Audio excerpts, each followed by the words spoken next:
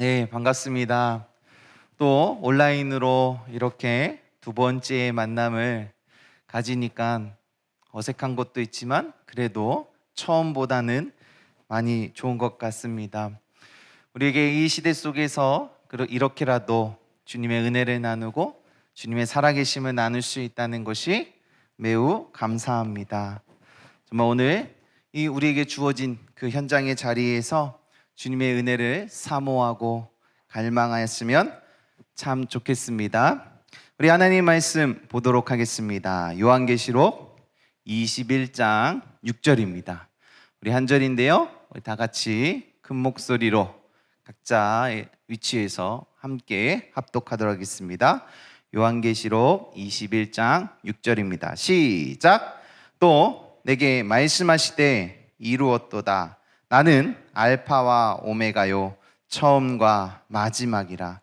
내가 생명수 생물을 목마른 자에게 값없이 주리니. 아멘. 정말 오늘 이 귀한 말씀을 통하여서 하나님이 누구이신지 우리가 함께 깨닫는 시간이 되었으면 참 좋겠습니다. 우리가 12월 달에 원래는 이 동일한 이 영성 집회를 가지려고 했지만 그 당시에 우리가 코로나가 너무나도 무서웠기 때문에, 너무 확산세가 너무 컸기 때문에 우리가 12월 달에 차마 진행을 할 수 없었습니다. 그 이후에 우리가 올해 2021년이 되었고요. 역시나 우리에게 주어진 이 코로나가 잠잠해지지 않습니다. 그렇지만 성령의 역사, 우리가 성령을 사모하는 이들에게 우리에게 주어진 이 상황으로 인하여서 그것을 포기할 수 없음을 알기에 오늘 이 자리에 이렇게 함께 서 있고 함께 있음을 우리가 알 수 있습니다. 특별히 우리가 이번 이 주제가 더 부르심입니다. 특별히 그냥 부르심이 아니라 더 부르심이에요. 왜 이 주제가 결정되었는지 그 본문의 말씀이 있습니다. 히브리서 3장 1절입니다.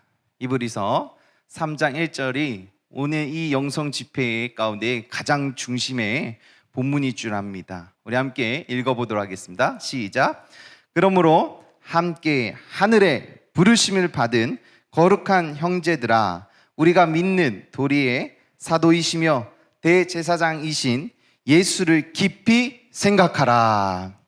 아멘. 하늘의 부르심을 받은 자들이 더 나아가서 그 부르신 이가 누구인지를 더욱 깊이 생각하라는 이 본문의 말씀을 가지고 도대체 부르신 이가 누구인지, 어떠한 분이 나를 부르셨는지 정확히 알라라는 것입니다.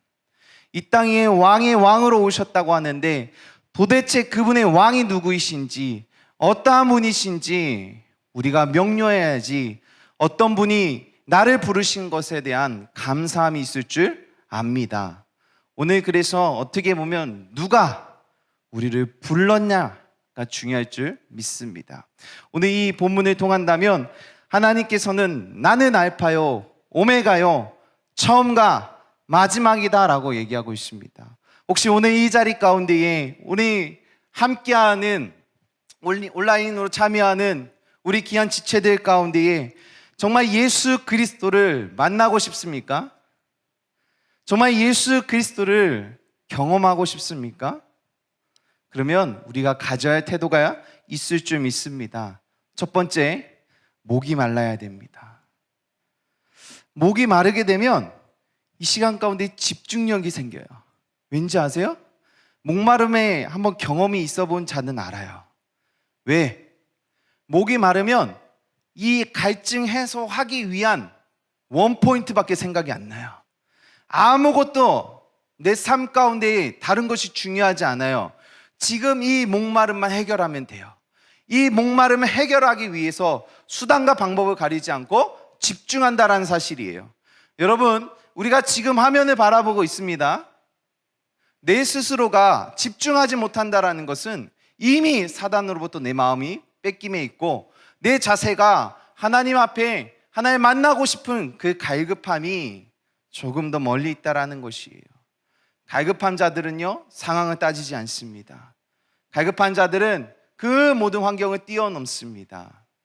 오직 그 목마름을 해결하기 위하여서 집중한다라는 것입니다. 오늘 이 시간 가운데에 정말 예수님을 만나면 그 목마름이 해결될 줄 믿습니다. 그 영원한 생명수를 나에게 주실 줄 믿습니다. 오늘 나에게 이 생명을 주실 그분이 누구이신지 함께 바라보도록 하겠습니다. 오늘 이 신약, 이 요한계시록은 나는 알파요 오메가요 처음과 나중이다라고 소개하고 있지만 구약에서는 전혀 그것이 없어요. 구약에서는 나는 알레비오 타우다 이렇게 말씀하신 적이 없어요. 도대체 그렇다면 왜 이 요한계시록을 통해서만 왜 자기 자신을 알파와 오메가요 시작과 마지막 처음과 나중으로 이야기했을까요? 그것은 이 알파벳의 처음과 마지막을 통해 자기 자신을 계시하고 있다라는 사실이에요. 그래서 가장 명확한 시작과 끝을 이야기하고 있는데요. 두 번째로는 그 시작이 있으면 끝도 있다라는 사실을 이 마지막 때에 이 마지막을 통하여서 이야기하고 싶으심을 우리는 바라볼 줄 믿습니다.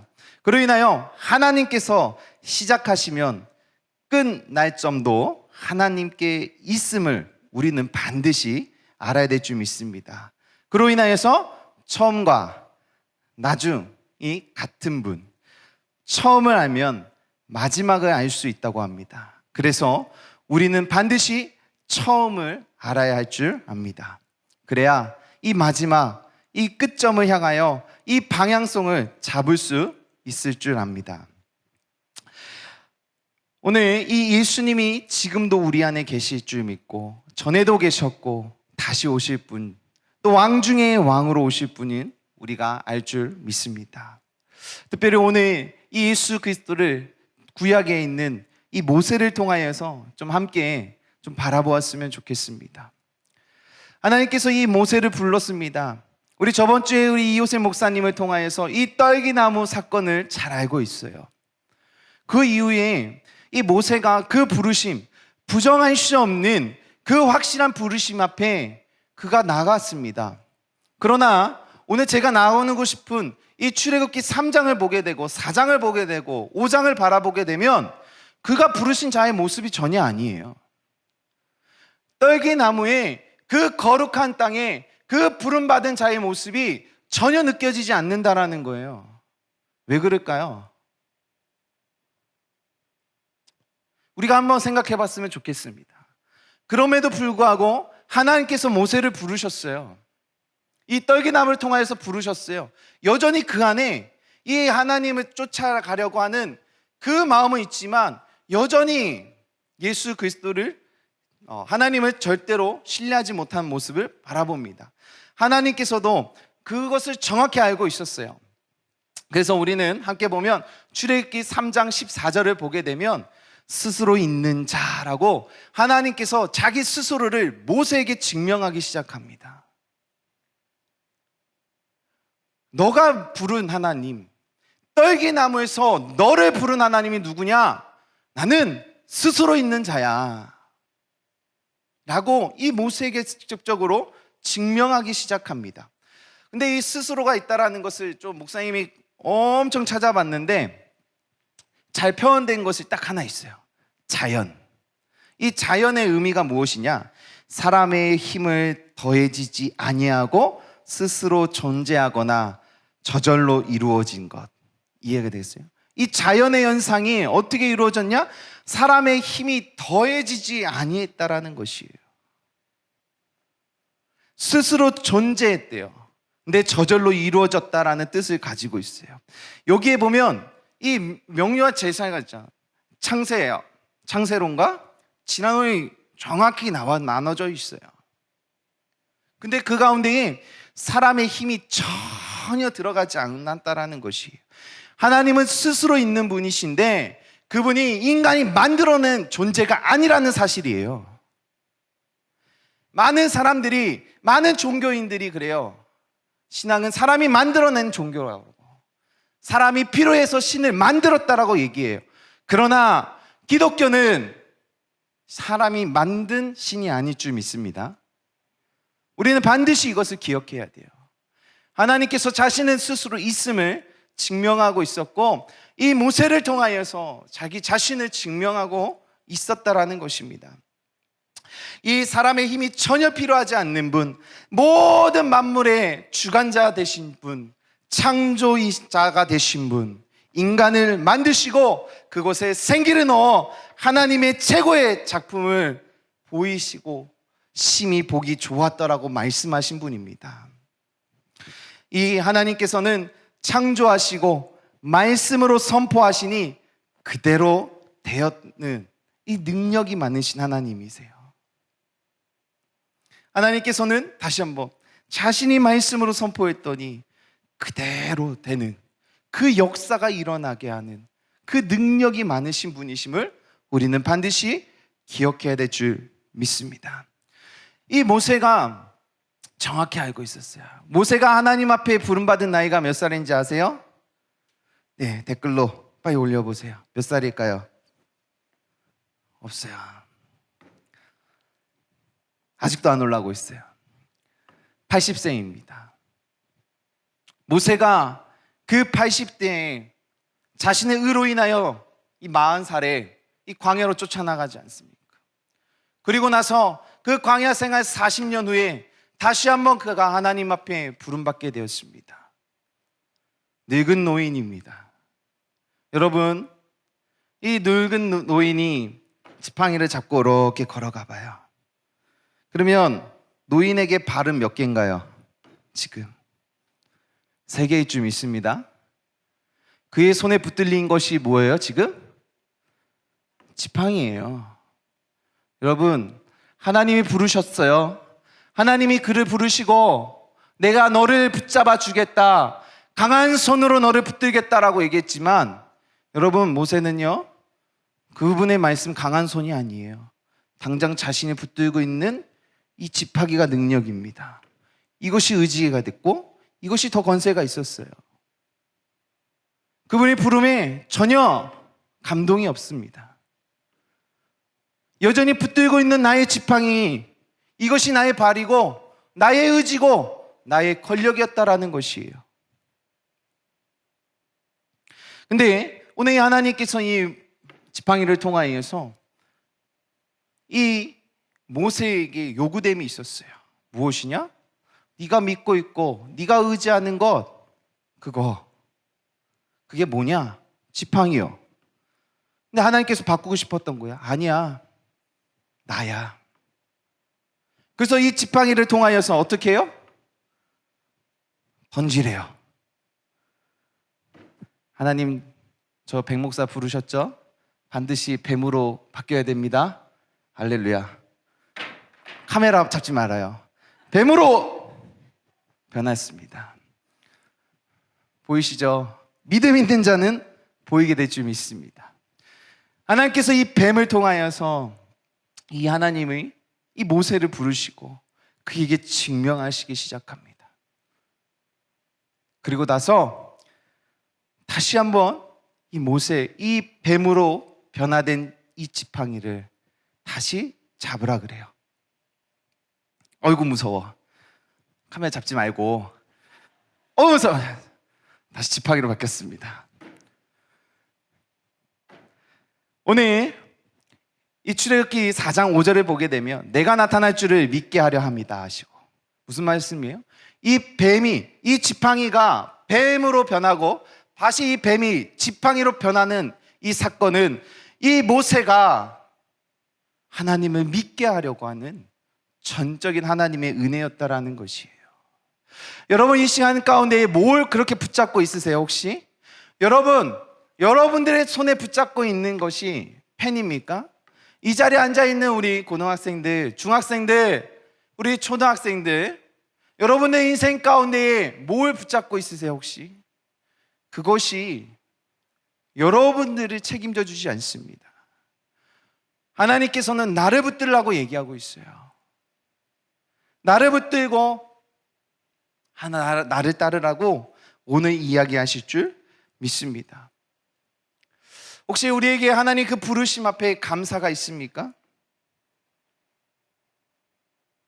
오늘 하나님께서 우리 앞에 이 주신 그 천국을 향한 그 소망에 들어갈 수 있는 그 예수 그리스도를 허락하셨던 것만으로도 너무 감사합니까?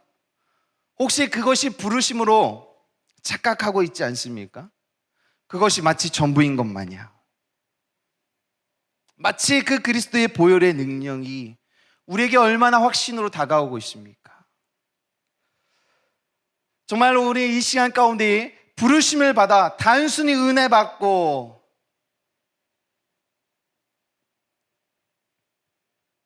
마음의 안정을 누리고 나의 삶의 평안을 누리고 안녕을 누리는 것으로만 만족하실 것입니까?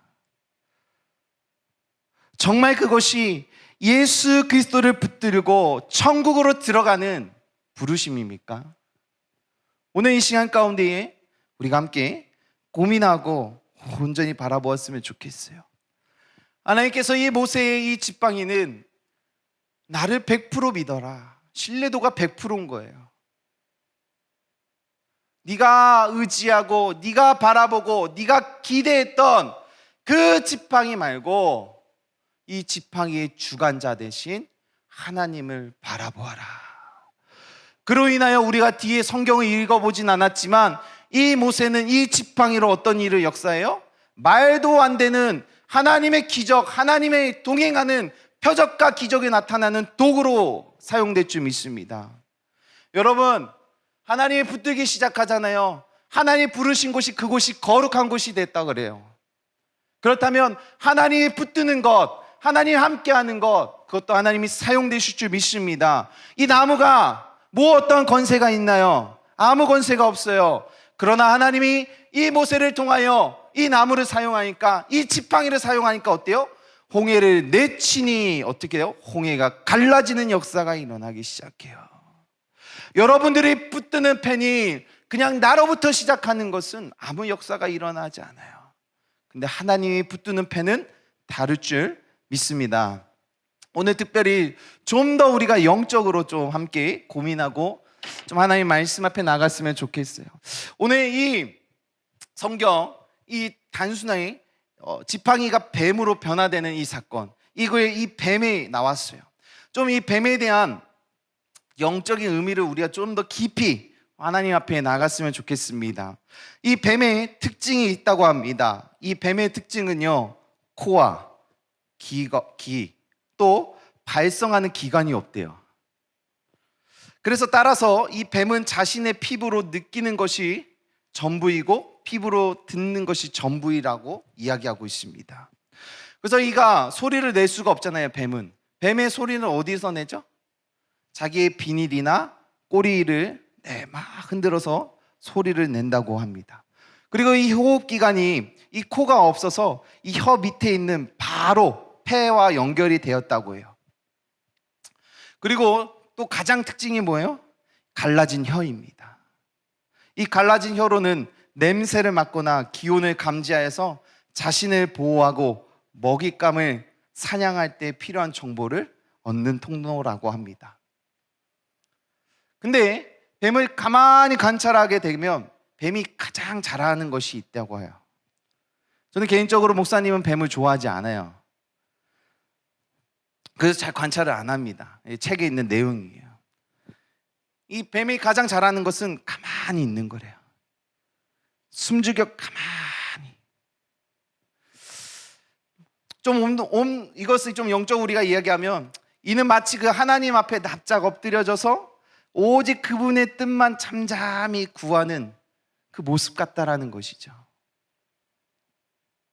그리고 두 번째는 또 이 뱀을 바라보면서 이 허물을 벗는 특징이 있어가지고 과거부터 영원히 산다라는 그 의미를 가졌다고 합니다. 계속 벗으니까 뭔가. 그래서 이 그리스 신화에 나오는 헤르메스를 바라보게 되면 이 두 마리의 꼬리 뱀이 꼬여진 모습이 표현되어 있어요. 한번 보여주세요. 네, 이 모습이에요. 그래서 이 신화 속의 헤르메스는 제우스의 신의 아들로 말을 전하는 자, 즉 전령사라고 이야기합니다. 이것이 사도행전에 나옵니다. 사도행전 14장 12절입니다. 이 바다마는 제우스라 하고 바울은 그 중에 말을 전하는 자이므로 헤르메스라 하더라. 이 바울은 헤르메스라 부르며 추앙받기도 했습니다. 이 성경에 나오는 이 뱀의 이야기가 너무나도 많습니다. 우리가 너무 잘 알고 있듯이 하와, 그것을 또 사단, 또 옛뱀, 불뱀, 노뱀 등의 이야기들이 있습니다. 오늘 본문은 이 모세의 지팡이가 뱀으로 바뀌는 그 사건, 또 더 나아가서 이 바로의 술사들이 그것을 따라하는 사건, 이를 바탕으로 우리는 우리를 넘어뜨리는 영적인 존재로 인식했습니다. 성경은 이 뱀을 바라보면서 기어다니기 때문에 부정한 동물로 표현했습니다. 또 말씀에는 흙을 먹는다고 했습니다. 근데 실제로 뱀을 보신 분들은 흙을 먹는 모습을 본 적이 있습니까? 아무도 없을 것입니다. 따라서 이것은 본질을 감추고 있는 비유로 우리가 이해해야 할 줄 믿습니다. 그래서 뱀의 이 갈라진 혀처럼 말씀의 이중성과 이 모순 어법을 기억하면서 좀 집중적으로 바라보았으면 좋겠습니다. 이 창세기 3장 1절에 처음으로 이 뱀의 이야기가 나오죠. 하와의 이야기입니다. 그로 인하여서 이 뱀은 나하시라고 우리가 얘기하는데 이거는 의성어라고 합니다. 이 소리를 표현한 거래요. 그래서 이 단어의 그 용례를 찾아보게 되면 창세기 30장의 27절을 바라보면 이 라반이 깨달았노라 논이 이 포인트예요. 동의어입니다. 그래서 이 말을 근전 문맥으로 우리가 이해를 하게 되게 보면 영적으로 깨달음이 아니에요. 경험으로, 배움으로 깨달았다라는 의미를 가지게 돼요. 이해가 되시게, 경험적으로 알게 됐다라는 사실입니다. 그래서 이 나하시라는 것이 뭐 레위기, 신명기, 민수기 등등에서 쫙 나오는데 요술, 막 점치는 거 막 이렇게 번역이 되었습니다. 그렇게 돼서 이 나하시는 생명이 없는 소리라고 우리는 이해할 줄 믿습니다. 생명이 없는 소리. 하와를 미혹한 사람, 그 소리가 그 우상을 의미한다라는 우리는 가져야 될 줄 믿어요. 그래서 다시 한번 말하겠습니다. 하와는 선악을 알게 하는 나무로 먹는 것이 되겠습니다. 그냥 이 단순하게 뱀이 꼬셔서 뱀을 통하여 이게 아니라 우리가 이 소리 없는 이것이 나에게 속삭이는 거예요. 그거 우리는 뭐라 그래요? 사단이라고 얘기하는 거예요. 이 사단의 표현은 우리는 뱀으로 성경이 이야기했습니다. 이 소리 없는 소리가 나를 잠식해버려요.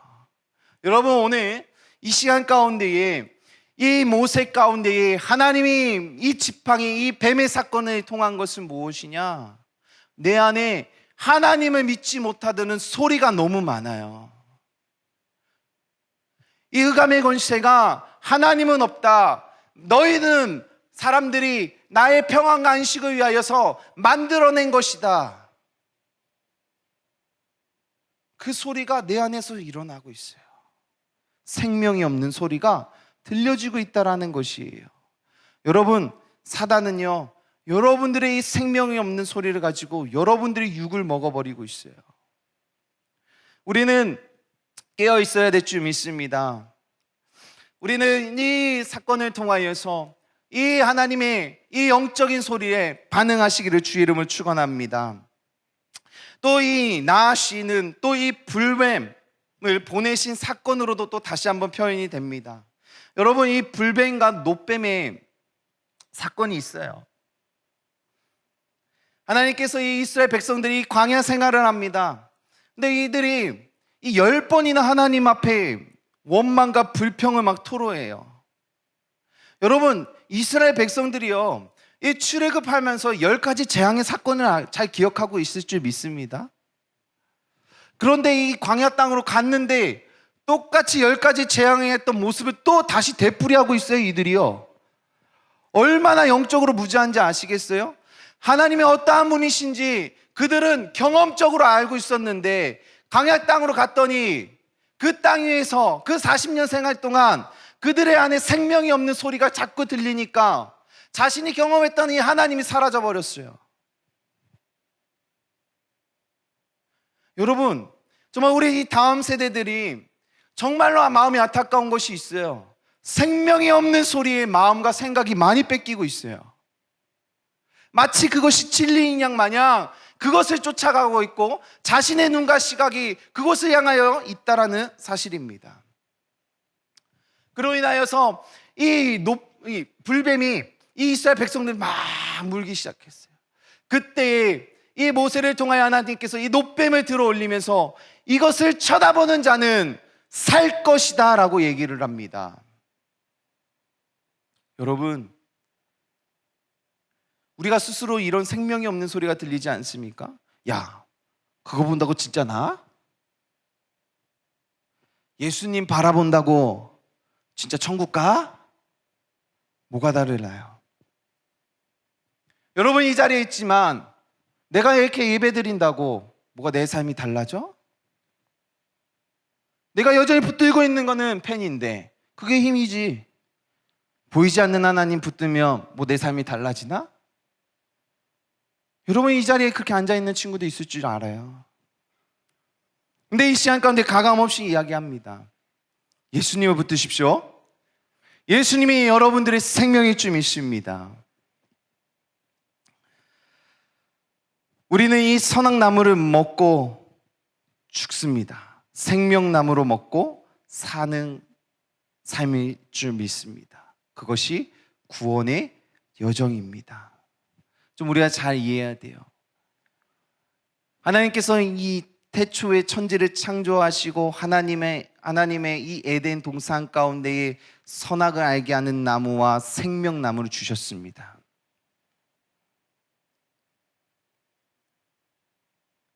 이 두 가지 나무가 동시에 있어요. 근데 많은 사람들이 얘기해요. 왜 하나님께서 하필이면 선악나무를 그곳에 심겨놔서 뱀의 꼬임을 통하여서 먹게 하셔가지고 우리가 이렇게 죄의 값을 감당하게 하셨는지, 이런 말도 안 되는 질문거리를 던지고 있어요. 그것은요, 그분을 전혀 몰라서 그래요. 그분을 온전히 알게 되면 우리는 반드시 생명나무를 먹어야 될 줄 믿습니다. 그 생명나무는 오직 예수 그리스도이심을 우리는 반드시 기억해야 될 줄 믿습니다. 선악을 알게 하는 나무는요, 그거는 나예요, 나. 선악의 기준이 누구에게 있어요? 나에게 있다라는 사실이에요, 지금. 사단은요, 여러분들에게 이야기합니다. 여러분들이 직업을 선택할 때에 여러분들의 그 직업 간의 기준을 알려주고 있어요. 야, 너가 좋은 거, 너가 어떤 일을 할 때 행복한 거, 그거 선택해. 그게 하나님의 부르심이야. 맞는 말인가요, 이게? 이 이야기가 맞는 얘기인 것 같아요? 여러분, 이거 맞는 얘기 아닙니다. 내가 좋은 거 아니에요. 하나님이 좋은 거예요. 하나님이 좋은 거에 내가 그 길을 가는 거예요. 근데 우리는 착각하고 있어요. 부모님들이 이런 얘기에 네가 좋은 거 해. 말 바꾸셔야 돼요. 하나님을 기쁘시는 거 해. 하나님의 영광 받으시는 일을 해. 우리 부모님의 세대의 입술이 변해야 될 줄 믿습니다. 또 우리 다음 세대들은 하나님이 기뻐하시는 일이 무엇인지 우리는 반드시 알고 있어야 돼요. 내가 기쁜 거 말고 하나님이 기쁜 것. 두 번째로 이 출애굽기 6장 2절에 하나님께서 전능의 하나님, 강한 손이라고 자신을 이야기합니다. 그러면서 나는 여호와다라고 얘기해요. 7절입니다. 나는 예굽 사람의 무거운 짐 밑에서 너희를 빼낸 너희의 하나님 여호와인 줄 너희가 알지라. 8절, 너희는 인도하고 이 땅에 너희에게 주어 기업을 삼게 하리라. 나는 여호와다라고 얘기하고 있어요. 여러분, 이 앞에 보게 되면 하나님께서 이 언약을 기억하시게 돼요. 그리고 스스로 그 약속, 그 언약을 지키시기로 작정하십니다. 이스라엘의 이 백성들의 그 신음을 들으시고 그 언약을 기억하시고 작정했다라는 것이에요. 그런데 9절, 모세가 이와 같이 이스라엘 자손에게 전하나 그들이 마음의 상함과 가혹한 노역으로 말미암아 모세의 말을 듣지 않는다 그래요. 여러분, 이들이 어떻게 자신의 이 슬픔과 아픔, 이 신음을 하나님께 올려드렸어요. 하나님, 우리에게 구원해 주시옵소서. 하나님, 이 노역으로부터 해방시켜 주세요.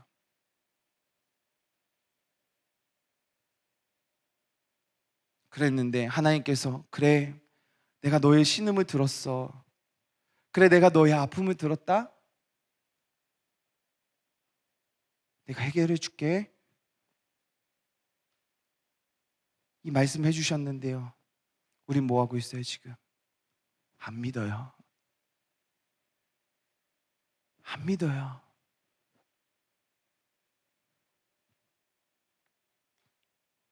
여전히 자신의 그 상처 바라보며, 여전히 이 땅 가운데 이 가혹한 그 노역만 바라보면서 하나님의 말씀이 안 믿어져요. 그것이 이스라엘 백성들의 모습입니까? 아니요. 여전히 우리의 모습일 줄 믿습니다. 내가 하나님을 믿는다 하지만 여전히 우리 삶 속에 그 부르심 앞에 변화되지 못하는 삶일 줄 압니다. 우리 귀한 다음 세대들이요, 하나님을 100%로 그의 말씀을 신뢰하시기를 주의 이름으로 축원합니다. 그러나 많은 사람들이 이 하나님의 말씀 앞에 100% 신뢰하고 자복하는 모습이 있어요. 그때가 언제인가 봤더니 인생의 가장 힘들 때, 또 더 나아가서 죽음이라는 그 문턱의 앞에 있을 때, 그때 비로소 두 손 두 발 들고 주님 앞에 엎드림을 많이 봅니다. 그 전까지는 쉽게 그 자신의 두 손과 두 발을 들지 않습니다. 그러나 많은 사람들이 많은 어려움과 아픔이 있을 때, 또 죽음의 문턱에 앞에 있을 때, 그때서야 두 손과 두 발을 드는 모습을 봅니다. 특별히 어떠한 간증자의 고백입니다. 인생을 내가 끌고 왔다고 생각했는데 어딘가에 욕심에 꽂혀서 끌려왔구나 라는 것을 알게 됐대요. 이게 세상 기준에서 나는 굉장히 불안하고 언젠가 실패할 것 같은 그런 두려움도 있고 성공하지 못할 거에 대한 그 자존감이 무너졌대요. 이 세상은 내가 죽을 때까지 날 올마매었겠구나 라는 생각을 했대요. 근데 이렇게 생각한 포인트가 언제냐?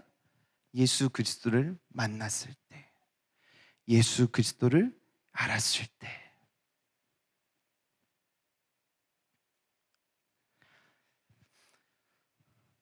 정말 이 시간 가운데 예수를 만났다는 것은 어떤 의미입니까? 감정으로 우리가 알 수 있을까요? 아니면 지식으로 알 수 있을까요? 바로 삶의 자리로 돌아갔을 때 그곳에서 확인되실 줄을 믿습니다.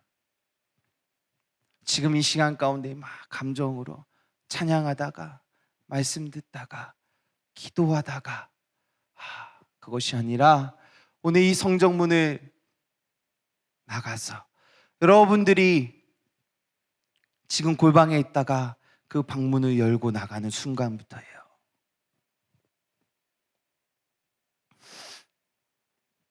그때에 그 자리에서 확인하셔야 됩니다.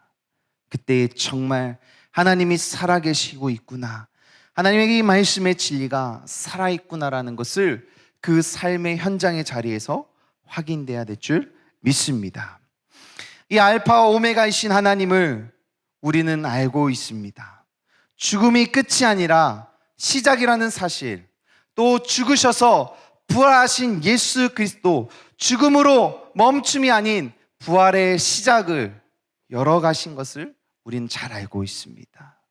여러분, 우리는 너무 많이 들었어요. 예수 그리스도가 나의 죄로 인하여 십자가에 못 박혀 돌아가셨다고. 여러분 지금 감동이 있나요 지금? 별로 없을 거예요.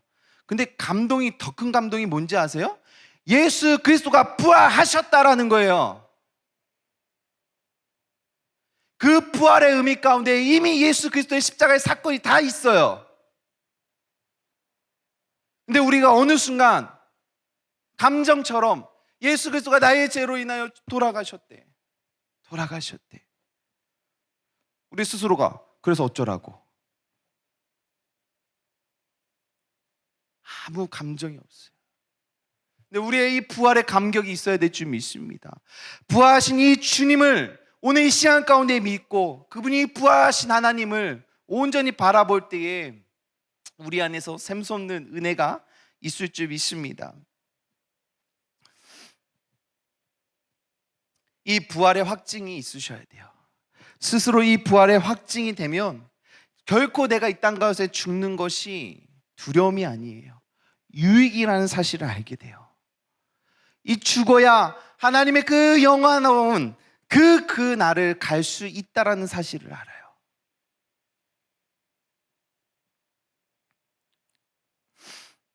그 나라는 안 가도 그만, 가도 그만인 나라가 아닙니다. 그냥 포기하고 정말 이 땅 가운데서 잘 먹고 잘 살기만 해주세요. 그런 사고로 또 그런 천국이 아니에요. 정말 이 시간 가운데 그 부활, 그 천국을 바라보는 자는 오늘 우리의 삶의 자리에서 죽어야 할 줄 믿습니다. 죽는 것이 유익임을 깨닫기를 주의 이름으로 축원합니다. 여러분, 앞에서 이야기했지만 선악과를 따먹어요. 따먹는 것이 문제가 아니에요. 그것도 먹어야 돼요. 그와 동시에 생명나무를 반드시 먹어야 될 줄 믿습니다. 생명나무 대신 그 예수 그리스도를 우리가 온전히 바라보고 먹어야 정말 그 죽음이 무엇인지 알게 되고 죽음이 끝이 아니라는 사실, 그 죽음이 유익이라는 사실을 우리는 온전히 알게 될 줄 믿습니다. 이 고린도전서 15장을 좀 바라보게 되면 이 부활의 의미가 좀 더 깊이 나와 있어요. 고린도전서 15장 1절입니다. 형제들아, 내가 너희에게 전한 복음을 너희에게 알게 하노니 이는 너희가 받은 것이요 또 그 가운데 선 것이라. 2절, 너희가 만일 내가 전한 이 말을 굳게 지키고 헛되이 믿지 아니하면 그로 말미암아 구원을 받는다라고 얘기하고 있어요.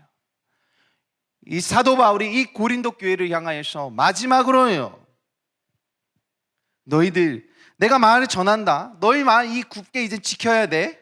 그리고 너 이 헛되이 믿지 마. 결코 헛되이 믿지 않으면 이 구원의 날, 구원을 너희들은 받을 것이야 라고 얘기하고 있어요.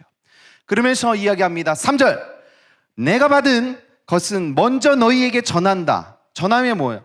이는 성경대로 그리스도께서 우리의 죄를 위하여 죽으시고 장사된 지 지낸 바 되셨다가 성경대로 사흘 만에 다시 살아나사 그래요.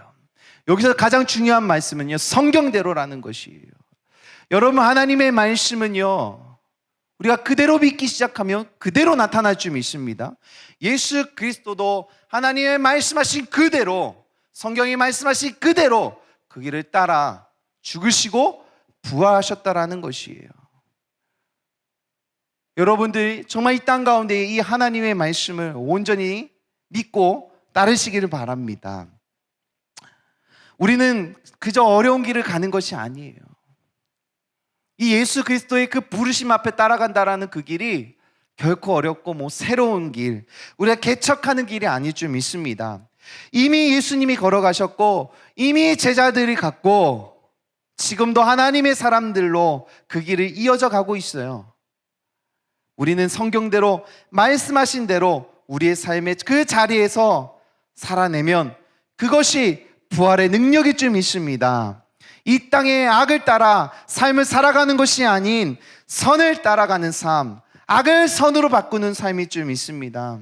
오늘 이 십자가의 사건을 넘어 이 부활, 나의 삶 속에 믿어지지 않으면 우리는 이 고린도전서 15장 또 후반절에 보게 되면 이 16절, 만일 죽은 자가 다시 살아난 일이 없으면 그리스도도 다시 살아나신 일이 없을 터이요. 17절, 그리스도에서 다시 살아나신 일이 없으면 너희의 믿음도 헛되고 그래요. 예수 그리스도의 부활이 없으면 우리가 지금 예배적 형태들이 모두 다 헛된 거래요. 지금 헛. 너희가 여전히 죄 가운데 있는 것이요 그래요. 18절, 또한 그리스도 안에 잠자는 자도 망하였느니라 그래요. 망했대요. 네, 19절, 만일 그리스도 안에서 우리가 바라는 것이 다만 이 세상의 삶뿐이면 모든 사람 가운데 우리가 더욱 불쌍한 자가 돼버렸대요.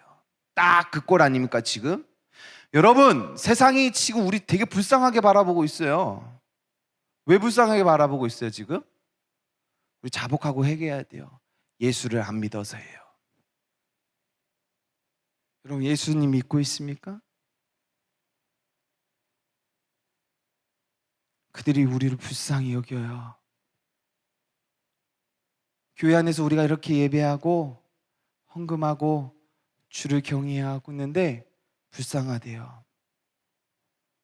왜 불쌍해요? 내가 너를 보니까 예수가 없거든. 근데 네가 하는 행동은 예수 믿는 척해. 얼마나 불쌍하냐? 나처럼 편하게 살지.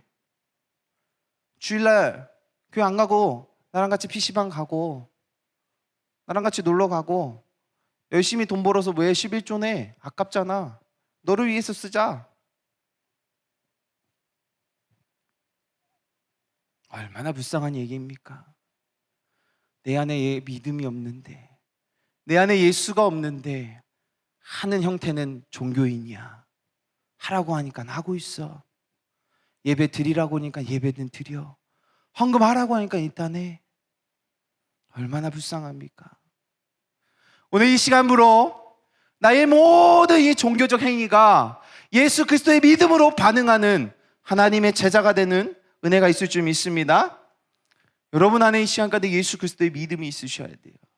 그래야 세상이 여러분들을 조롱해도 그 조롱 앞에 우리가 굴복하지 않을 줄 믿습니다. 다시 한번 이 고린도서 15장 20절을 보게 되면, 그러나 이제 그리스도께서 죽은 자 가운데서 다시 살아나사 잠자는 자들의 첫 열매가 되셨다라고 얘기해요. 여러분, 우리가 여기 예수 그리스도 그가 있는 거예요. 첫 열매가 되신 분. 21절, 사망이 한 사람으로 말미암았으니 죽은 자의 부활도 한 사람으로 말미암았다라는 얘기예요.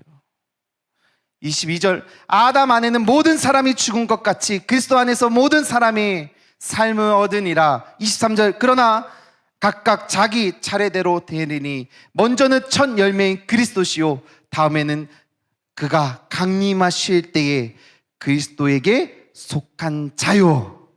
24절, 그 후에는 마지막이니 그가 모든 통치와 모든 권세와 능력을 멸하시고 나라를 아버지 하나님께 바칠 때에, 25절, 그가 모든 원수를 그 발 아래 둘 때까지 반드시 왕노릇 하시니라. 아멘. 우리는 그분을 믿고 있고 그 왕을 기다리고 있어요. 우리의 시대적 부르심의 그 사명은 이 온 열방이 하나님의 것으로 회복됨에 있을 줄 믿습니다. 이 첫 열매이신 그리스도가 그 강림하실 때까지 우리는 모든 원수를 그 발 아래 둘 때까지 우리는 우리의 부르심 앞에 엎드리고 믿음으로 그분을 붙들어 있을 줄 믿습니다. 그래야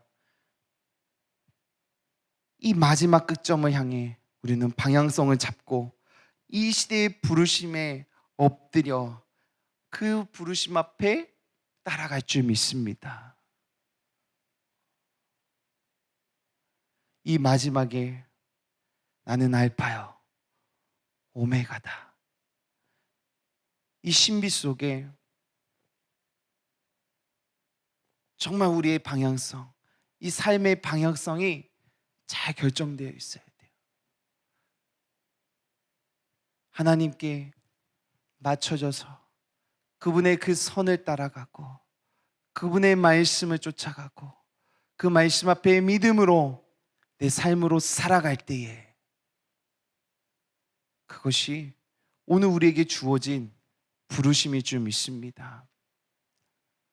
정말 우리가 이 시간 가운데에 함께 기도하도록 하겠습니다. 우리가 그 설교 가운데에 정말 내 안에 예수 그리스도가 있는가? 정말 내 안에 이 부활하신 예수 그리스도가 있는가? 믿음 없는 이 종교적 행위는 있고 정말 내 안에 예수 그리스도로 인한 그 반응이 있는가? 정말 우리가 이 시간 가운데에 이 하나님의 말씀을 붙들고 함께 기도했으면 좋겠습니다. 요한복음 11장 40절입니다. 예수께서 이르시되 내 말이 내게 믿으면 하나님의 영광을 보리라 하지 아니하였느냐 하시니, 여러분 우리가 하나님을 믿기 시작할 때 하나님의 우리를 통하여서 그 하나님의 영광을 보게 될 줄 믿습니다. 여러분 하나님께서 우리에게 요구되는 것은 믿음입니다.